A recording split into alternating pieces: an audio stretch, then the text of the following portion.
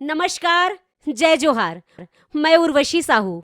संगवारी हो, मोला ना आप मन से कुछ कहना है। कही दियो, आई लव यू। अरे रे, अतका लजाओ झन भई। मैं तो ये कहत हूँ कि सुंदरानी फिल्म प्रोडक्शन के हमर बहुत सुंदर पारिवारिक फिल्म आत है। जे फिल्म के नाम है आई लव यू। ये फिल्म में एक्शन है, रोमांस है, ड्रामा है, इमोशन है। और ये फिल्म में मैं भी अभिनय करे हूँ। और ये फिल्म में मोर साथ है आपके चॉकलेटी हीरो मन कुरैशी, मुस्कान साहू, अनिकृति चौहान, निशा चौबे, पुष्पेन सिंह जी, उपासना वैष्णव जी, प्रदीप शर्मा जी। और ये फिल्म के खलनायक कौन है पता है आप मन ला? मैं बता देता हूँ। हमर छत्तीसगढ़ के सुपर डुपर गायक सुनील मानिकपुरी जी। तो ये फिल्म ला देखे बर झन भूलहू।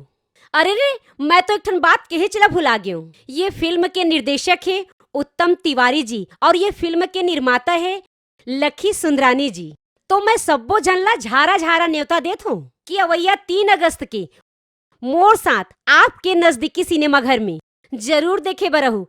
पता है ना फिल्म के नाम? मैं एक घाव बता देत हूँ, I love you. I love you, I love you.